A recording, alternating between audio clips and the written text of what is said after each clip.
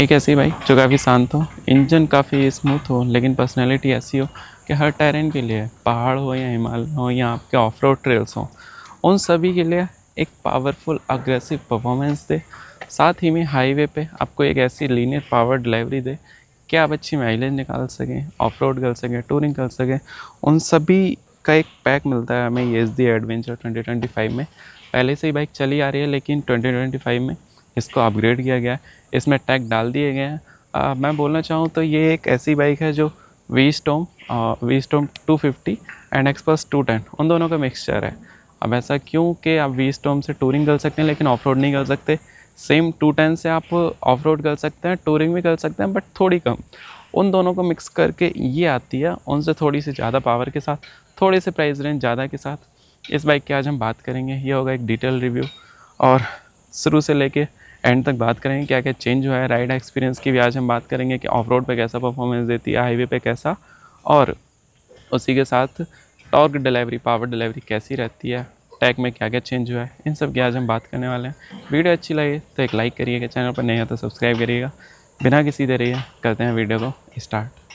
अभी हम बात करते हैं बाइक के बारे में। बाइक का डिटेल रिव्यू हम एकदम आगे से स्टार्ट करेंगे। आगे से मीन कि पहले हम बात करेंगे अपने टायर के बारे में। तो इसमें जो है हमें ब्लॉक टायर मिलते हैं C8 के, डुअल पर्पस, जिसमें आप ऑफ रोड भी कर सकते हो, उसके साथ आप टूरिंग भी कर सकते हो, अच्छी वाली हो जाएगी। तो आगे और पीछे दोनों C8 के ही टायर हैं और ब्लॉक वाले टायर हैं। उसी के साथ हमें यहाँ पे जो डिस्क प्लेट मिलती है वो मिलती है 320 mm की। डुअल चैनल ABS मिलता है, साथ में ही बाइबर के कैलिपर मिलते हैं। उससे थोड़ा सा ऊपर जाते ही हमें मिलेगा एक गार्ड, उसी के ऊपर एक्सटेंडर भी है, जिसको अब थोड़ा सा इन्होंने प्रोटेक्ट कर दिया है, अलग से यहाँ पे प्रोटेक्टर इन्होंने लगा दिया है। जो यहाँ माउंटिंग होती है, यहाँ आप देख सकते हो, यहाँ माउंटिंग होती है, उसके थ्रू ये जो प्रोटेक्टर है यहाँ पे लगा हुआ है, तो काफ़ी हेल्प कर सकता है आपको। उसी के अलावा अभी भी हमें मिलेंगे टेलीस्कोपिक सस्पेंसन। इस प्राइस रेंज में बात करें तो अगर थोड़ा मैनेजेबल होता तो SD फॉक्स देखने को मिल सकते थे, बट टेलीस्कोपिक सस्पेंसन है 41 डायमीटर के साथ, और ट्रैवल जो है वो 200 mm का हमें ट्रैवल मिलता है, तो काफ़ी अच्छा है, मतलब परफॉर्मेंस अच्छी मिल जाएगी इस प्राइस में। ठीक है। दूसरा जो है इंडिकेटर की अगर हम बात करें, इंडिकेटर आपके जो हैं ये ऑफ रोड पर्पज़ से हैं, क्योंकि देखो वैसे तो ये प्रोटेक्टेड है, इसकी भी हम बात करेंगे, पर अगर ये गिरेंगे तो आराम से झटके झेल सकते हैं, जैसे इन पे अगर चोट वगैरह आए। छोटे से इंडिकेटर है, आपका काम कर जाएंगे टूरिंग के पर्पज़ से। सबसे बड़ा चेंज जो हुआ है, सबसे बड़ा चेंज इस बार हमारा हुआ है लाइट में। लाइट में क्या चेंज हुआ है कि अभी हमें डुअल इन्होंने लैम्प दे दिए हैं, अभी बताते हैं कैसे कैसे। लेकिन ये जो लुक है इसका ऐसा बनाता है जैसे मतलब इनको देख के कोई बोल नहीं सकता कि ये 334 सीसी की बाइक है।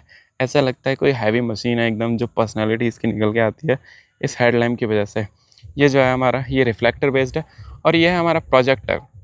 लो बीम में हमारा ये वाला हिस्सा काम करता है, हाई बीम में ये और ये दोनों काम करता है। तो बहुत बल्कि सी हो जाती है बाइक, ये जो लुक आता है ना इसका बहुत अच्छा मिलता है यहाँ पे। और यहीं हमें ग्रिल मिली है इसके प्रोटेक्शन के लिए।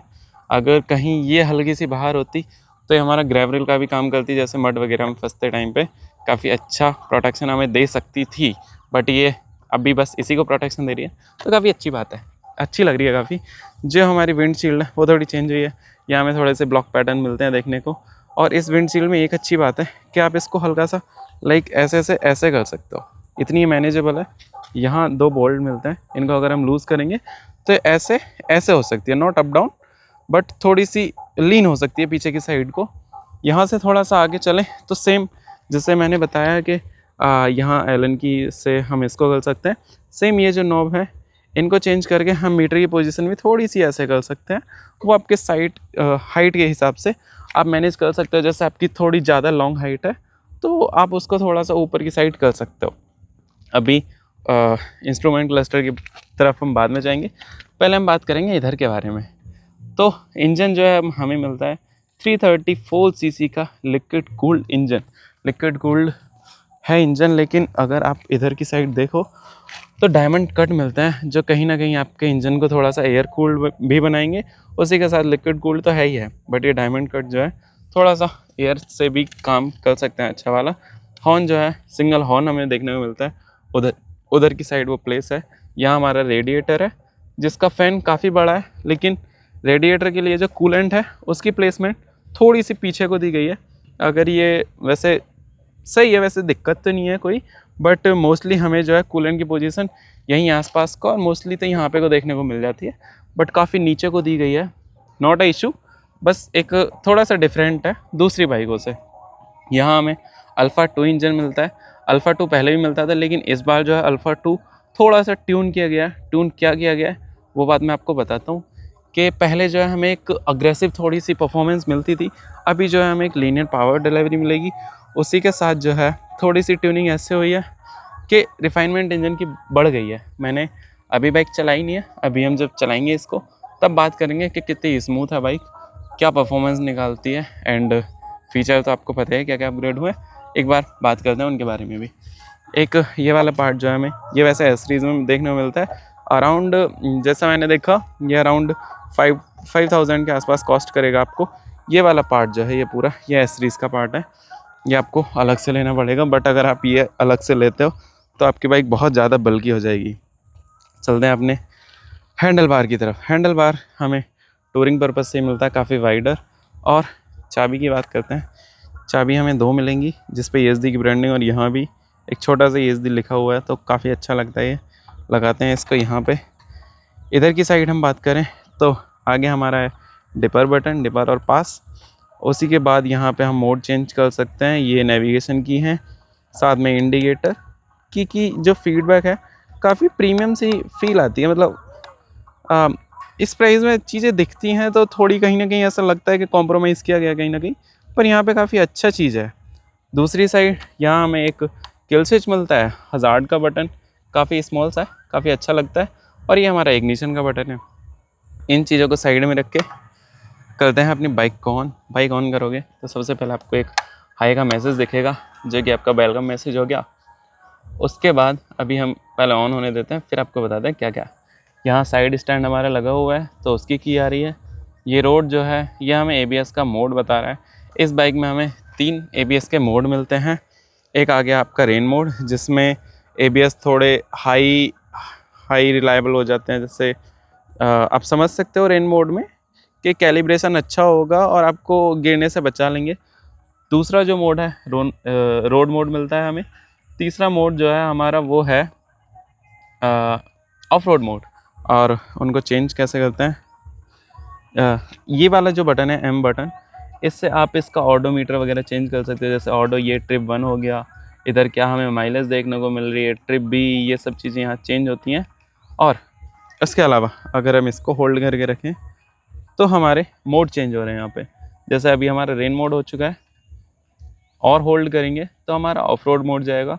ऑफ रोड मोड में होगा ये कि पीछे का जो ABS है वो हमारा ऑफ हो जाएगा। वहीं साथ में हम बात करें कि हमें अभी के टाइम पे यहाँ पे ट्रैक्शन कंट्रोल भी मिलता है ESD में, जो पहले हमें नहीं मिलता था। इसको चेंज भी किया जा सकता है, ट्रैक्शन ऑफ कर सकते हो आप। आपको ट्रैक्शन ऑफ करने के लिए करना ज़्यादा कुछ नहीं है, बस अपना जो ये बटन है ये आपको होल्ड करना है। उसके बाद आपका ट्रैक्शन जो है ऑफ हो जाएगा, और ट्रैक्शन यहाँ पे ऑफ हो चुका है। अभी जैसे ट्रैक्शन ऑफ हो गया, इधर हमें ABS की भी वैसे तो चालू होती है, बंद हो जाएगा, बट हमारा ऑफ रोड मोड है तो हमें यहाँ पे ABS का भी इग्निशन मिलेगा। यहाँ आपकी इंजन लाइट है, इधर इंडिकेटर, हेडलाइट, न्यूट्रल साइन, सब कुछ इधर ही देखने को मिल जाएगा। छोटा सा एक चीज़ जिसकी मैं बोलूँ कि कंपनी को थोड़ा ठीक करना चाहिए, वो है कि इन्होंने चार्जिंग पॉइंट यहाँ पे दिया है। USB ये तो आपको मिलेगा और USB-C भी मिलता है, जो कि अच्छी बात है, लेकिन इसकी प्लेसमेंट कहीं और होनी चाहिए थी। कहीं और से मेरा मतलब ये है कि आप अगर इसको देखोगे तो ऐसा लगता है जैसे आफ्टर मार्केट है।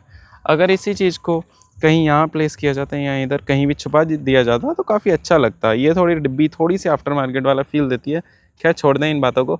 एक बात और मैं बताना चाहूँ कि अभी हमने ऑफ रोड मोड कर दिया, लेकिन हम जैसे ही चाबी अपनी ऑन ऑफ करते हैं तो ये अगेन हमारी रोड मोड में चली जाएगी बाइक। यानी जब भी आप चाबी ऑन ऑफ करोगे तो, सॉरी हुई नहीं यहाँ पे, बट नॉर्मली हो जाती है, पता नहीं कुछ ग्लिच होगा, नहीं नॉर्मली ये रोड मोड में चली जाती है। मैंने चेक किया था ये चीज़, यहाँ काम नहीं कर रही। मेरी बारी पे धोखा हो रहा है। एक और बार देखते हैं हम होता है या नहीं। अगेन ऑफ रोड दिखाना नहीं चाहिए इससे वैसे यहाँ पे, पर ये चेंज हो जाता है, पता नहीं यहाँ क्यों नहीं हो रहा। अभी हम इसके बारे में भी बात करेंगे। धोखा हो रहा है हमारे साथ।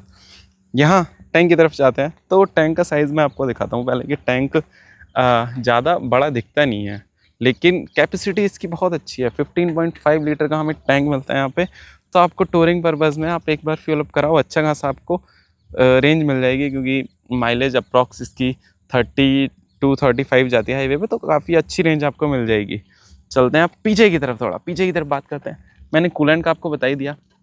ये जो हमारे सैडल स्टे हैं, या आप इनको पैनियर स्टे बोलें, ये बाइक में पहले से ही लगे मिलते हैं। एक अच्छी बात कि इस बार बाइक को थोड़ा ऑफ रोड लुक देने के लिए यहाँ पे जो है आपकी ग्रिप जो है ऑफ रोड पर्पज़ से की गई है। आप इस रबड़ को आराम से निकाल सकते हैं।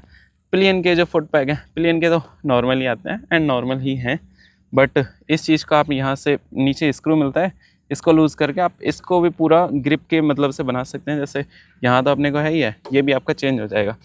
पीछे की तरफ हम बात करें तो पीछे हमें 130/80/17 टायर मिलता है। सेम C8 का टायर मिलेगा, और टायर मिलेगा ब्लॉक टायर। हमें पीछे की जो डिस्क है वो मिलेगी 240 mm की, उसी के साथ बाइबर के कैलिपर मिलते हैं। आगे पीछे हमें बाइबर के ही कैलिपर मिलेंगे।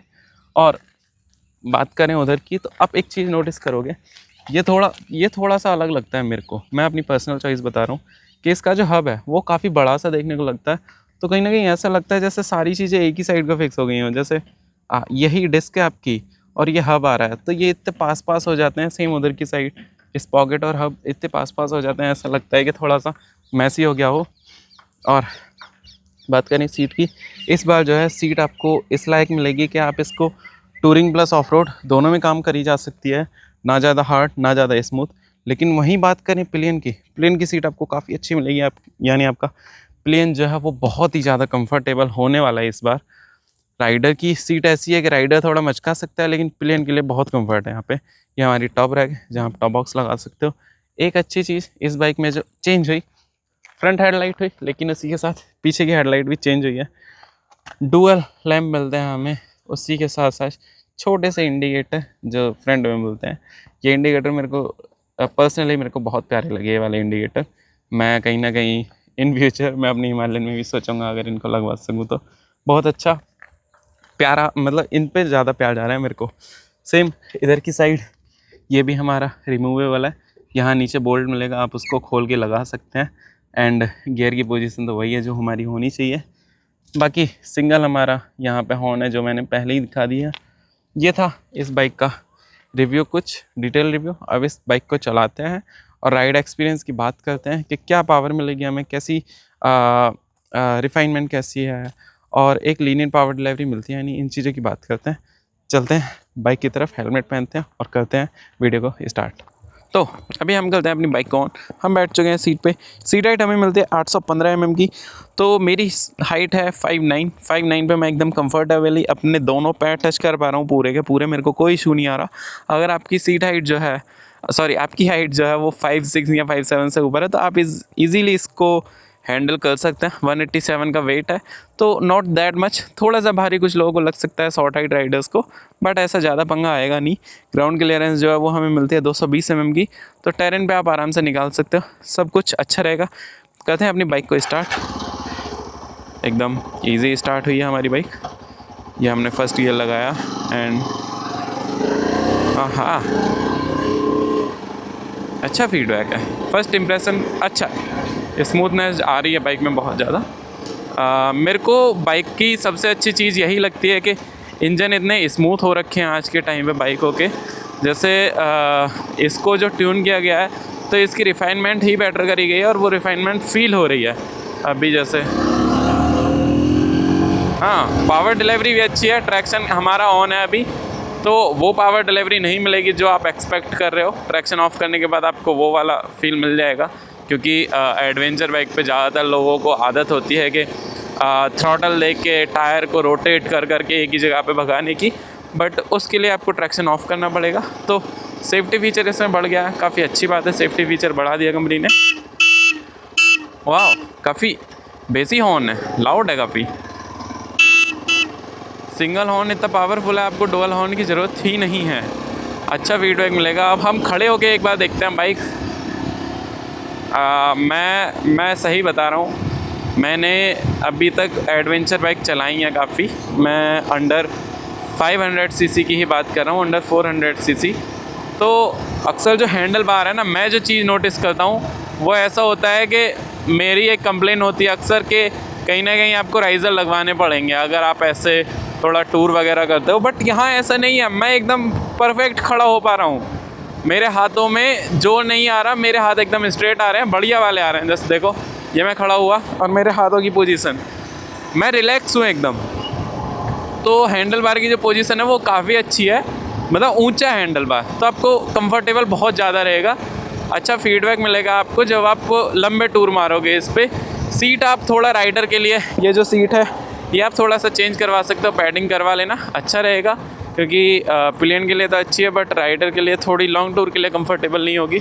ऑफ रोड पर्पज़ से अच्छी है, लेकिन अगर हम बात करें लंबे टूर के हिसाब से तो आपको थोड़ी सी दिक्कत आ सकती है।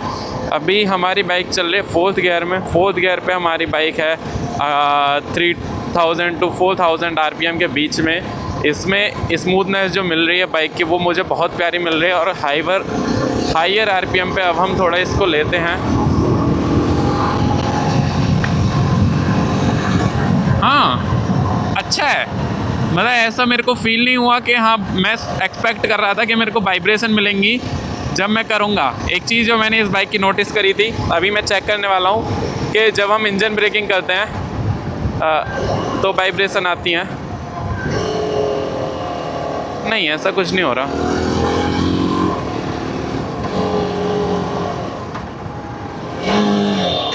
नहीं, अच्छा है, मेरे को ऐसा फील नहीं हुआ।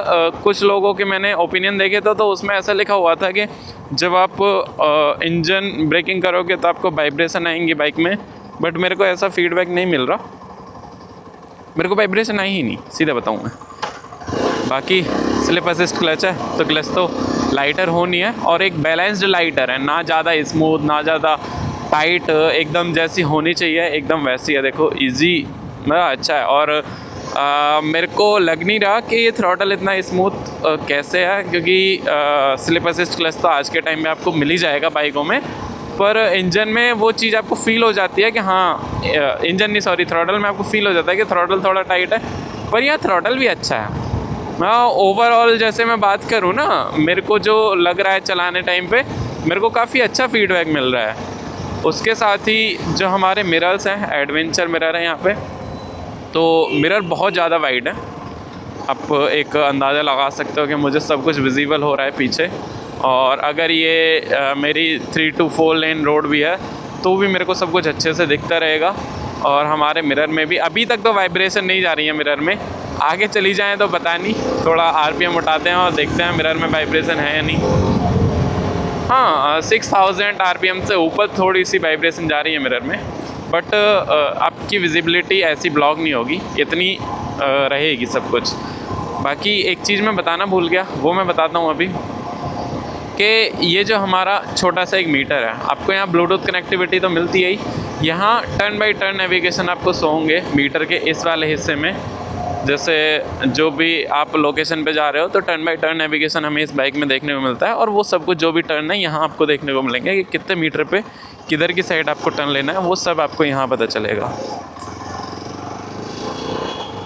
अब हम ब्रेकिंग की बात करेंगे। ब्रेकिंग के लिए हम थोड़ी रोड खाली होने देते हैं, उसके बाद हम इसको थोड़ा ऐसे उठाएंगे 70 तक, 60-70। उसके बाद फ्रंट ब्रेकिंग और रियर ब्रेकिंग पे हम आइडिया लेंगे कि कैसा फीडबैक है, मतलब कैसी है ब्रेकिंग, कैसी होनी चाहिए थी। अब लेते हैं थोड़ा सा, तो ये रोड हल्की सी खाली हो गई है, अब हम इसको उठाते हैं हल्का सा। हमने ले लिया इसको 70 तक, और अब हम करेंगे फ्रंट ब्रेकिंग 75 पे।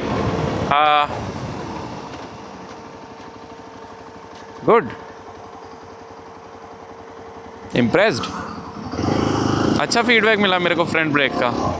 320 mm के डिस्क साइज़ है, बट ब्रेकिंग काफ़ी अच्छी लगी। जैसे मैं इनडायरेक्टली बताना चाहूँ कि मैं हिमालयन के ब्रेक से हमेशा इम्प्रेस होता हूँ, पर मैं इधर मतलब औरों से नहीं इम्प्रेस हो पाता, पर इससे इम्प्रेस हो रहा हूँ मैं। अब बात करते हैं रियर ब्रेकिंग की। रियर ब्रेकिंग हम स्लो स्पीड पे ही करेंगे क्योंकि पीछे वाले ब्रेक के ज़्यादा चांस होते हैं स्लिप होने के। हालांकि ABS है बट ABS जल्दी जल्दी किक होगा, तो हम 40 की स्पीड पे रियर ब्रेकिंग ट्राई करेंगे। और रियर ब्रेकिंग के लिए हम थोड़ा सा आगे स्पेस देखते हैं। अभी हम करेंगे ट्राई। ये हाँ, रोड मोड लगा हुआ है बट ऐसे लग रहा है कि ABS जो है वो ज़्यादा सेंसिटिव हो रखे हैं इस टाइम पे भी। जैसे रोड मोड में इतने ज़्यादा नहीं होने चाहिए थे पर ज़्यादा सेंसिटिव है। या तो शायद ब्लॉक टायर थोड़ा कम ग्रिप बना पा रहा है। मैं पीछे वाले ब्रेक मेरे को एवरेज लगे, फ्रंट वालों से मैं इम्प्रेस हूँ। बहुत अच्छा मेरे को फीडबैक लगा फ्रंट ब्रेक का। पीछे वाले ब्रेक एवरेज हैं। एक और बार ट्राई करते हैं।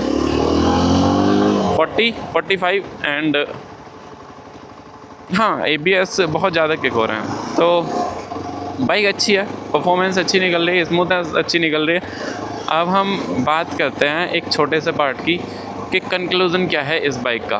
तो कंक्लूज़न की मैं बात करता हूँ। अब कंक्लूज़न के लिए पहले हम चलते हैं खाली सी रोड पे हल्का सा। तो कंक्लूज़न मेरा ऐसा है इस बाइक का कि if you are looking for a bike under 2.5 lakh और आपको चाहिए एक एडवेंचर बाइक जिस पर आप टूरिंग कर सको, उसके साथ एक आपको एक अच्छा ऑफ रोड वाला स्कोप मिल जाए। जैसे इससे कम बजट में आपको एक थोड़ा मतलब एक ना एक चीज़ में आपको कॉम्प्रोमाइज़ करना पड़ेगा, पर यहाँ आपको दोनों बैलेंस चीज़ें मिलेंगी।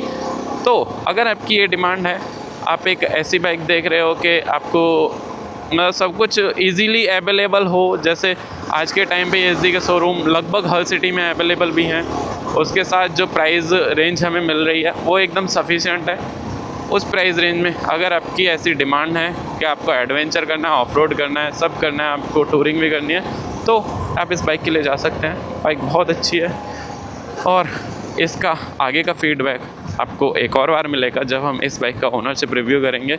जब हमारी बाइक चल जाएगी 5000 to 6000 RPM, उस टाइम पे हम इस बाइक का ओनरशिप रिव्यू करेंगे।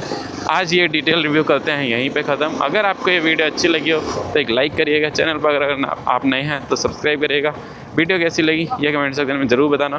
क्या कमियाँ थी, क्या नई बाइक हम इंक्लूड करें अपनी सीरीज़ में, ये कमेंट सेक्शन में ज़रूर बताना। तब तक करते हैं वीडियो को ख़त्म, मिलते हैं किसी नई वीडियो में। तब तक के लिए bye bye and ride safe.